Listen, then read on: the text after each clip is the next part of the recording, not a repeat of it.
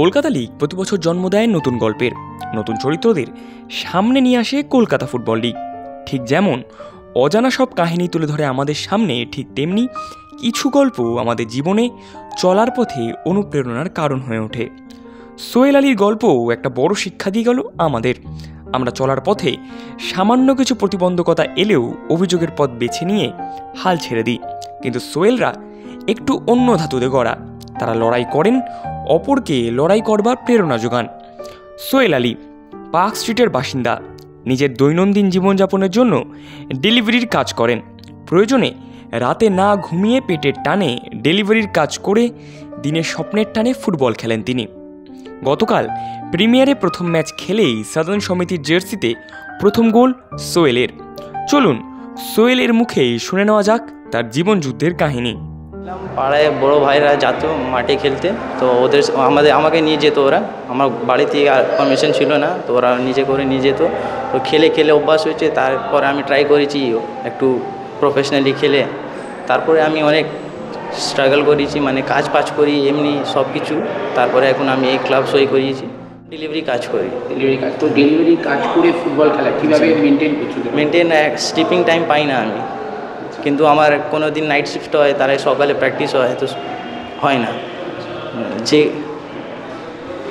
যত চেষ্টা করি আমি মাঠে আসা, ভালোবাসি ফুটবল খেলতে, সেইটাই। কলকাতা লিগে খেলা শুরু কোথা থেকে? কলকাতায় একটা মানে আমার বন্ধু ছিল, সেখানে আমি কোনো ক্লাবে ছিলাম না, আমি পাড়ায় খেলতাম ছোটো মাঠে। তো ও একটা 5th ডিভিশন ক্লাবে খেলতো, রবার্ট হাডসন ক্লাব ছিল। তো ও আমাকে নিয়ে বলছিল চল আমার কোচের কাছে। তো আমি গেছি ওর সাথে। তো কোচ আমাকে ভালোবেসেছে, তো আমাকে সই করেছিল সে সময় 2018-তে। তারপরে আমি সেই বছর খেলেছি 5th ডিভিশনে। তারপরে সে আমার সাথে পরিচয় হয়েছে নজরুল ইসলামের, মুন্নাদা। তো আমাকে 1st ডিভিশনের টিমে চান্স দিয়েছিল। তারপরে আমাকে সৌরভ দা আপনার নিজের টিমে চান্স দিয়েছে।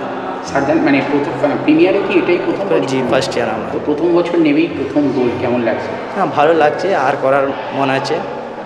তোমাদের দলে এমন একজন কোচ আছেন যিনি এবছরই প্রথম মহিলা হয়ে পুরুষ দলের কোচ হন। তোমরা ফুটবলাররা कীভাবে নিয়ে দেখছো এই বিষয়টা? वो मैंने सुजाता मैम ऑलवेज गुड, तो हम लोग को बहुत अच्छा सिखाता है, हमेशा ट्राई करता है कि हम लोग अच्छा खेले। वो अच्छा गाइड करता है, सो हम लोग उसका बात सुनता है। कभी कभी मिस्टेक होता है तो एग्रेसिव होता है, लेकिन बैकग्राउंड में बहुत अच्छा है, बिहेव करता है हम लोग के साथ, प्रॉब्लम नहीं। क्या रहेगा टारगेट है कि और अच्छा खेलना है। आई लीग ऐसे बहुत सारा टीम है, ट्राई करना है ऊपर में। इस बंगाल कैलकाटा में जो ऐसा 3 बड़ा टीम है, मोहनबागान, ईस्ट बंगाल, मोहम्मदन, इसमें आपका फेवरेट कौन सा team? Favourite home town team है, तो 3 आर बेस्ट फॉर मी। अच्छा, जिस भी टीम में अगर मौका मिले तो यस। आपका फेवरेट फुटबॉलर कौन? Favourite footballer Paulo Dybala. Okay, ठीक है, चलो all the best and thank you.